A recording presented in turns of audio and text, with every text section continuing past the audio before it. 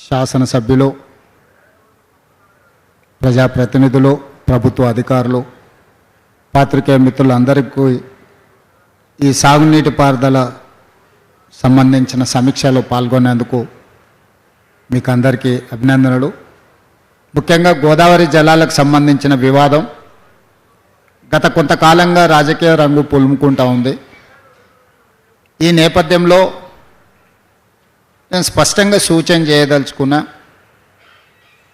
మనం కష్టపడి ప్రాజెక్టులు నిర్మించుకొని గోదావరి పరివాహక ప్రాంతాన్ని, ముఖ్యంగా ఉత్తర తెలంగాణను సస్యశ్యామలం చేసుకోవాల్సిన సమయంలో అనవసరమైన ఆరోపణలు, అబద్ధపు ప్రచారాలతోని తెలంగాణ ప్రజలకు ఎలాంటి ప్రయోజనం లేదు.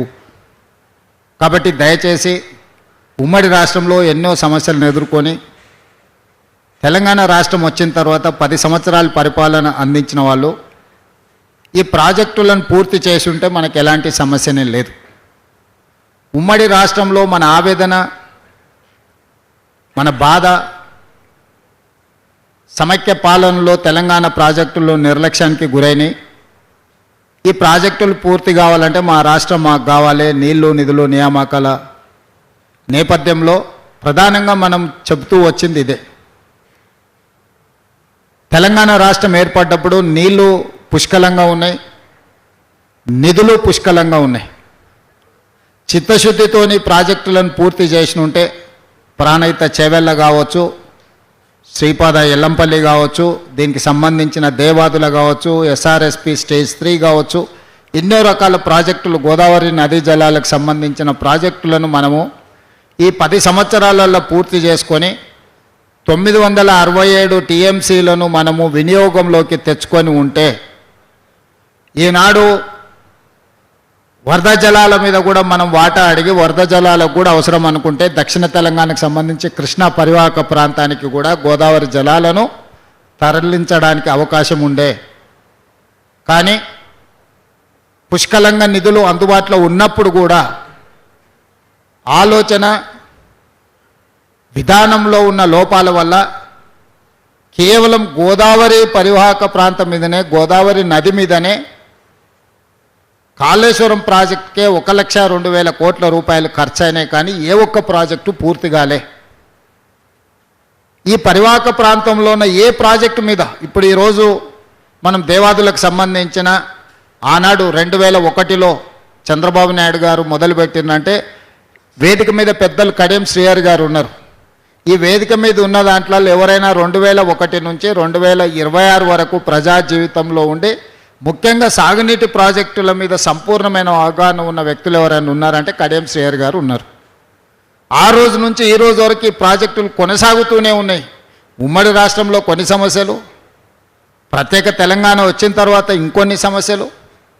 ఈరోజు చివరికి పూర్తి చేద్దామని చిత్తశుద్ధితో పనిచేస్తే నిధుల కొరతకు వచ్చింది. భూసేకరణకు కూడా ఈరోజు నిధులు ఇవ్వడానికి వెతుక్కునే పరిస్థితి వచ్చింది. ఎందుకంటే 8,11,000 కోట్ల రూపాయల అప్పుల భారం తెలంగాణ రాష్ట్రం మీద ఉండడం వల్ల ఈరోజు సాగునీటి ప్రాజెక్టులు 70%, 80% పూర్తయినా 20-30% పూర్తి చేసుకోవడానికి అవసరమైన నిధులు విడుదల చేయాలంటే నిధుల కొరత ఉన్నది. అందుకే ఈరోజు ఇక్కడికి వచ్చి ప్రాజెక్టును సమీక్షించి రాబోయే 2 ఏళ్లలో ఎట్టి పరిస్థితుల ఈ ప్రాజెక్టులను అన్నిటిని పూర్తి చెయ్యాలనే చిత్తశుద్ధితోనే ఈరోజు ఇక్కడికి రావడం జరిగింది. అధికారుల్లో చైతన్యము, ప్రజలకు ఒక విశ్వాసం కల్పించడానికి మంత్రులందరం కలిసి ఇక్కడికి వచ్చి సమీక్ష చేసినాం. దీనికి సంబంధించిన భూసేకరణ కావచ్చు, నిర్మాణానికి కావచ్చు, మెయింటెనెన్స్కి కావచ్చు, అవసరమైన అన్ని నిధులను కూడా సత్వరమే విడుదల చేయడానికి ప్రభుత్వం నిర్ణయం తీసుకుంటుంది. 2001లో 6,000 కోట్ల రూపాయల అంచనాతో మొదలయ్యి 13,500 కోట్ల రూపాయలకు సవరించిన అంచనాలు వచ్చి ఈరోజు 14,500 కోట్ల రూపాయలు ఖర్చు పెట్టినా ఇప్పుడు అధికారులు చెప్తున్నారు 18,500 కోట్ల రూపాయలకి అంచనాలు పెంచితే తప్ప ఈ ప్రాజెక్టులు పూర్తి కావు అని అంటున్నారు. 2001లో 6,000 కోట్లతో ప్రయాణం మొదలైతే ఈరోజు 18,500 కోట్లకి ఈ ప్రాజెక్టుల అంచనా విలువలు పెరిగినాయి. ఇకనైనా ఇక్కడ పులి స్టాప్ పెట్టాలి. దీనికి సంబంధించిన కంప్లీట్ ప్రాజెక్టును పూర్తి చేయడానికి అవసరమైన అంచనాలు అన్నిటిని కూడా సవరించుకొని తీసుకొని వచ్చి మంత్రివర్గంలో ఆమోదింపజేసుకొని పనులను వేగవంతం చేసి ప్రాజెక్టులను పూర్తి చేయండి అని చెప్పి ఈ వేదిక మీద నుంచి స్పష్టంగా అధికారులకు ఆదేశాలు ఇవ్వడం జరిగింది. స్థూలంగా నేను ఒకే మాట చెప్పదలుచుకున్నా. మహారాష్ట్ర సరిహద్దుల్లో ఉన్న తుమ్మిడిహెట్టి నుంచి భద్రాచలం వరకు గోదావరి జలాల పరివాహక ప్రాంతంలో ఉన్న అన్ని ప్రాజెక్టులు, నేను ఈ ప్రాజెక్టు ఆ ప్రాజెక్టు ఒక్కొక్కటి నేను పేరు తీసుకొని చెప్పదలుచుకోలేదు. అన్ని ప్రాజెక్టుల మీద పూర్తి స్థాయి సమీక్ష చేసి ఎట్లయినా సరే ఈ ప్రాజెక్టులను పూర్తి చేసుకోవడానికి ప్రయత్నం చేస్తాము. ఈరోజు కాళేశ్వరం మహా అద్భుతం అని చూపించిన 2 సంవత్సరాలు మేము వచ్చినప్పటి నుంచి కాళేశ్వరం నుంచి చుక్క నీరు కూడా ఎత్తిపోయకపోయినా భారతదేశంలోనే అత్యధికంగా వరి ఉత్పత్తి చేసిన రాష్ట్రంగా ఈ 2 సంవత్సరాలు 4 పంటలు మనమే మొదటి స్థానంలో ఉన్నాం. గతంలో కల్పించిన భ్రమలన్నీ కూడా ఇవి భ్రమలే అన్న సంగతి ఈరోజు ప్రజలకు అర్థం కావాలి. సరే, ఏ ఉద్దేశంతో ఏ ఆలోచనతో వాళ్ళు మేడిగడ్డ అన్నారం సుందిల కట్టినరో, ఆ పంపోజులు కట్టినరో, ఆ లిఫ్టులు పెట్టినరో, ఆ నీళ్ళు ఎక్కడికి పోయినా నిధులు ఎక్కడికి పోయినా నేను విమర్శ చేయదలుచుకోలేదు. గోదావరి జలాలే కాదు కృష్ణానది జలాల మీద కూడా చాలా రకమైన అపోహలు కల్పిస్తూ పక్క రాష్ట్రానికి తరలించడానికి మేమే మంగళహారతి పడుతున్నట్టు ఆరోపణలు చేస్తే కృష్ణానది జలాల మీద పూర్తి స్థాయి చర్చ శాసనసభలోనే తీసుకున్నాము. పబ్లిక్ మీటింగులు పెట్టి వేదికల మీద ఊకదంపుడు ఉపన్యాసాలు వద్దు. ఉమ్మడి రాష్ట్రంలో ఏం జరిగింది, తెలంగాణ రాష్ట్రం వచ్చిన తర్వాత 10 సంవత్సరాలు చంద్రశేఖరరావు గారు, హరీష్ రావు గారు సాగునీటి పారుదల మంత్రులుగా ఉన్నప్పుడు ఏమి జరిగింది, ఉత్తమ్ కుమార్ రెడ్డి గారు సాగునీటి పారుదల మంత్రిగా అయిన తర్వాత ఏం చేసిండో చర్చ చేద్దామని అసెంబ్లీనే వేదికగా చర్చకు ఆహ్వానించినము. కృష్ణానదికి సంబంధించిన సంపూర్ణమైన చర్చ మొన్న జరిగిన శాసనసభలో చర్చ పెట్టినాం, సమాధానం చెప్పినాం, వివరణ కూడా ఇచ్చినాం ప్రజలకు. ఇప్పుడు నా సూచన ఒక్కటే మిత్రులకు, మీ తప్పిదాలను కప్పిపుచ్చుకోవడానికి మా మీద ఆరోపణలు చేయడం వల్ల సమస్య పరిష్కారం కాదు. మీరు తప్పు చేసినరా చేయలేదా అనేది ప్రజలు గుర్తించిండ్రు, ప్రజలు శిక్షించిండ్రు. దాంతోనైనా మీలో మార్పు వస్తుందని, పరివర్తన వస్తుందని మేము ఆశించినాం. ఆ దిశగా మీ మాటలు కనిపించడం లేదు. ఏదేమైనా నేను మిత్రులకు సూచన చేస్తున్నా, గోదావరి నదీ జలాలకు సంబంధించిన వివాదాల మీద కూడా శాసనసభలో చర్చ చేద్దాము. ముఖాముఖి కూర్చొని మీ అనుభవం 5 సంవత్సరాలు హరీష్ రావు గారు, 5 సంవత్సరాలు చంద్రశేఖరరావు గారు సాగునీటి పారుదల శాఖ మంత్రులుగా పనిచేశారు. 10 సంవత్సరాలు వాళ్ళిద్దరే ఈ శాఖను నిర్వహించారు. ఉత్తమ్ కుమార్ రెడ్డి గారు 2 సంవత్సరాలే అయింది నిర్వహించి. 10 సంవత్సరాల మీ అనుభవంతో మీరు సాధించిన విజయాలేంది, మీరు మాకు అప్పచెప్పిన వారసత్వం ఏంది, మాకు అప్పచెప్పిన వారసత్వంలో మేము పాల్పడిన తప్పిదాలేంటివి, మీరు విషయాన్ని విఫలీకరించి సభలో చెప్పండి. ఒకవేళ మేము ఏదైనా సవరించుకునేది ఉంటే సవరించుకోవడానికి మాకు ఎలాంటి అభ్యంతరం లేదు. మేము మేధావులం కాదు, 80,000 పుస్తకాలు చదవలేదు, లేకపోతే మేము ప్రపంచ జ్ఞానులం అని కూడా మేము చెప్పడం లేదు. మేము మనుషులము, మేము చదివి తెలుసుకుంటాం, మేము అడిగి తెలుసుకుంటాం, మేము సూచన చేస్తే తీసుకుంటాం. మేము పరిపూర్ణమైన జ్ఞానం ఉన్నాం, మేము జ్ఞానవంతులమని నేను కానీ మా మంత్రి గారు కానీ చెప్పడం లేదు. మీ అనుభవం 10 సంవత్సరాలు, మా అనుభవం 2 సంవత్సరాలు. మీరు 10 సంవత్సరాల అనుభవంతో మాకు సూచన చేయండి. 2 సంవత్సరాల అనుభవంతో మేము ఆ సూచనలు తీసుకొని ప్రాజెక్టులను పూర్తి చేస్తాము. మూడోది, పక్క రాష్ట్రానికి నీళ్లు తరలించుకెళ్ళడానికి ఈ ప్రభుత్వమే సహకరిస్తుందన్నట్టుగా ఆరోపణలు చేస్తుంది. నేను మీడియా మిత్రులను ఇక్కడ ఉన్న వాళ్ళని అడుగుతున్నా, ఎవరైనా ప్రజా జీవితంలో ఉండి తెలంగాణ ప్రజల ఓట్లతోని ఎన్నికైనా ఎవరైనా అయి ఉండొచ్చు. ఆంధ్రప్రదేశ్ నుంచి వలస వచ్చి ఇక్కడ సెటిల్ అయిన వ్యక్తి కూడా ఇక్కడ ఎన్నికల్లో పోటీ చేసి ఇక్కడ ప్రజాప్రతినిధిగా ఉంటే ఆంధ్రప్రదేశ్కి ఎవరైనా సహకరిస్తారా? ఈ ఆరోపణ అతికెట్టన్న ఉండాలి కదా. ఇతరులు తరలించుకోవడానికి మీరు సహకరిస్తున్నారు, మీరే వాళ్లకు నీళ్ళన్నీ వదులుతుండ్రు అని ఇట్లాంటి చౌకబారు ఆరోపణలతోని ఏమీ ప్రయోజనం లేదు. నేను సూచన చేస్తున్నా చంద్రశేఖరరావు గారికి, హరీష్ రావు గారికి, దయచేసి చౌకబారు విమర్శల వల్ల తెలంగాణ గౌరవాన్ని దెబ్బతీయకండి. ఈ ప్రభుత్వానికి ఎలాంటి భేషజాలు లేవు. ప్రతిపక్షం సూచన చేస్తే ఆ సూచనలని నిజంగా అందులో ఏమైనా విషయం ఉంటే వాటిని స్వీకరిస్తాము. మేము చేస్తున్న పనులలో ఇంకా కొంచెం మెరుగ్గా చేయడానికి మీరు ఏం సలహా చెప్తారో చెప్పండి. ఇప్పుడు జనగాం శాసనసభ్యులు పల్లా రాజేశ్వర రెడ్డి గారు వచ్చారు, ఈ వేదికలో పాల్గొన్నారు, వాళ్ళు కొన్ని విషయాలు లేవనెత్తారు, కొన్ని అంశాలు సూచన చేశారు. వాటిని అన్నిటిని కూడా నేను నోట్ చేసుకున్నా. నేను అధికారులకు కూడా ఆదేశాలు ఇచ్చిన. మనం ఎన్నికలు వచ్చినప్పుడు ఎన్నికలు చేసుకుందాం, ఎన్నికలలో సరే తూకిత్తా మైకిత్తా అనేది మీరంటారు, మేమంటాం, అన్న తర్వాత ప్రజలు తీర్పిస్తారు.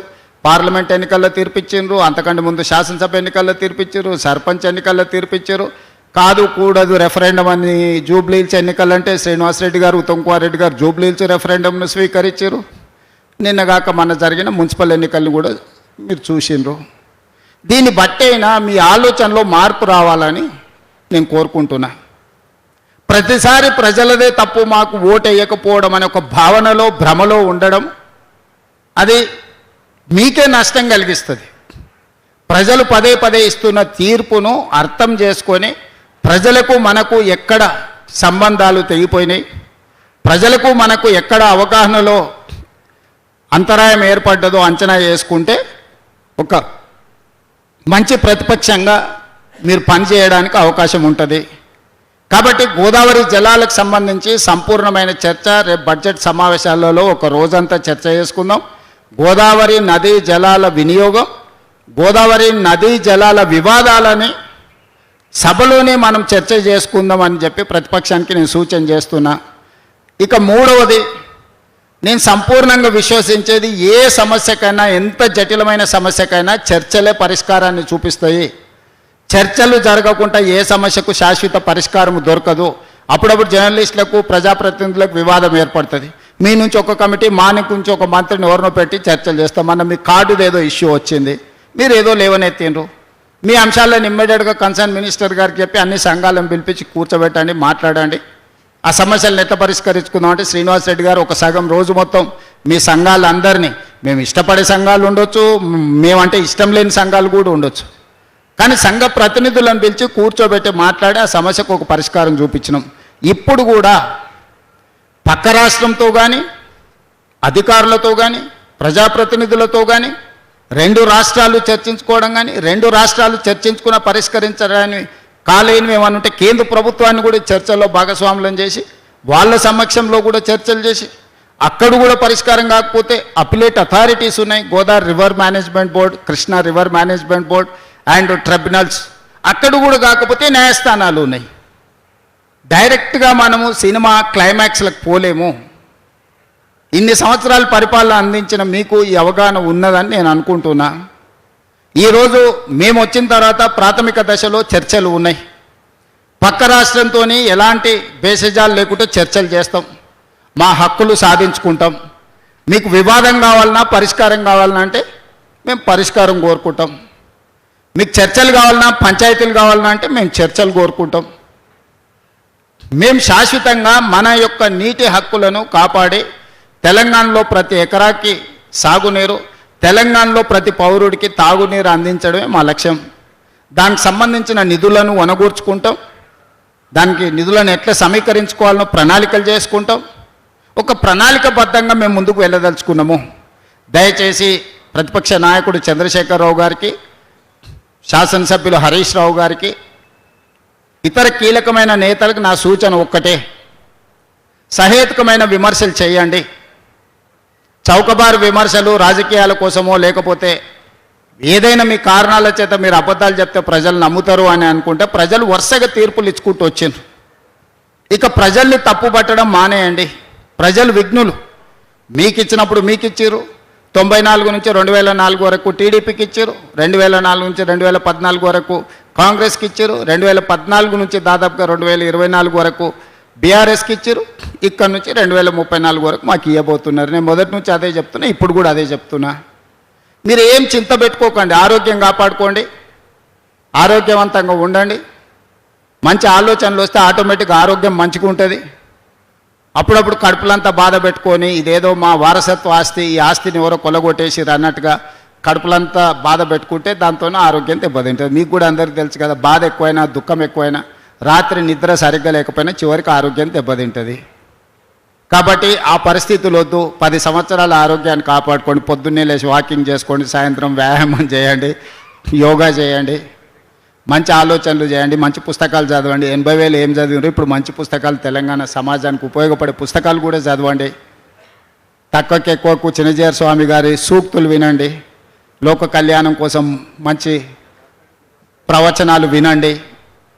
అంతే తప్ప ప్రజల మీద విషయం గక్కి మమ్మల్ని ఏదో శాపిస్తే ఏమి జరగవు. పిల్లి శాపనార్థాలకు ఉట్టి తెగిపడదు. మీ శాపనార్థాలు ఎన్ని పెట్టినా నాకు సంతోషం. వాళ్ళు చాలా బాధతోని మమ్మల్ని అంటున్నప్పుడు నాకు ఒక సాడిస్టిక్ ప్లెజర్ అంటారు కదా, అబ్బా బాగుంది కదా అనిపిస్తుంది. ఎందుకంటే వాళ్ళ బాధ చూసినప్పుడు. అంత బాధపడు మీకు అక్కర్లేదు. ఈ ప్రాజెక్టుల్ని పూర్తి చేస్తాం. గోదావరిలో తెలంగాణకు రావాల్సిన నీటి హక్కులను అన్నిటినీ కాపాడతాము. ఎవ్వరికి ఎలాంటి చింత అక్కర్లేదు. నికర జలాలు, మిగులు జలాలు, వరద జలాలలో అన్నిట్లలో తెలంగాణ హక్కులను, అది గోదావరి కావచ్చు, కృష్ణానది కావచ్చు, హక్కులను కాపాడడమే కాకుండా ఇప్పటి వరకు అపరిష్కృతంగా ఉన్న సమస్యలను పరిష్కరించి ప్రాజెక్టులను అన్నిటిని కూడా నిర్మాణం పూర్తి చేస్తాం. మా శాయశక్తుల ప్రయత్నం చేస్తాం. ఎవరికి ఎలాంటి అనుమానము అవసరం లేదు, ఎవరికి ఎలాంటి చింత అవసరం లేదు. విషయాలు ఉంటే రేపు బడ్జెట్ సమావేశంలో ఖచ్చితంగా ప్రతిపక్షాలకు అవకాశం ఇచ్చి అక్కడ చర్చ చేస్తాం. సహకరించిన మీడియా మిత్రులకు, ఎందుకంటే సన్లైట్ ఫెయిల్ అవుతుంది, త్వరగా ప్రయాణం మొదలు పెట్టేది ఉంది, మళ్ళీ ఒకసారి వస్తా. సమ్మక్క సారలమ్మ జాతర కూడా బ్రహ్మాండంగా జరిగింది, మీకు తెలుసు. తెలంగాణ రాష్ట్రంలో ఒక సౌత్ కుంభమేళాగా నిర్వహించినాం.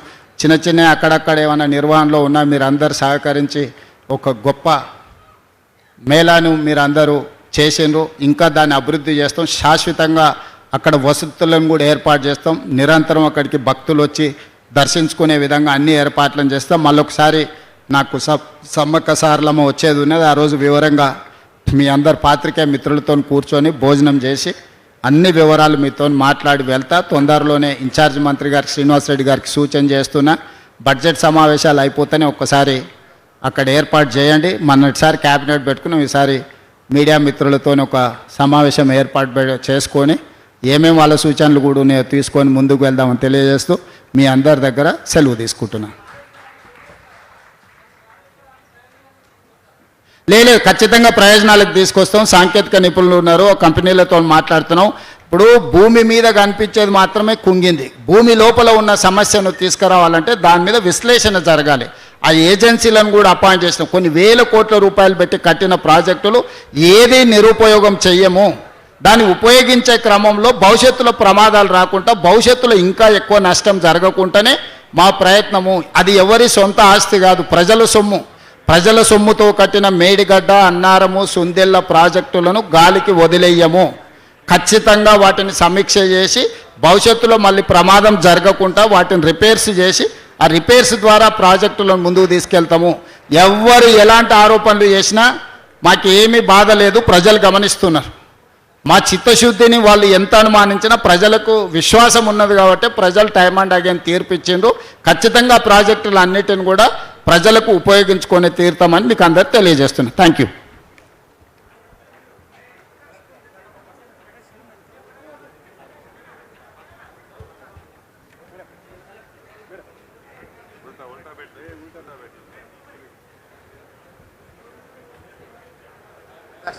మా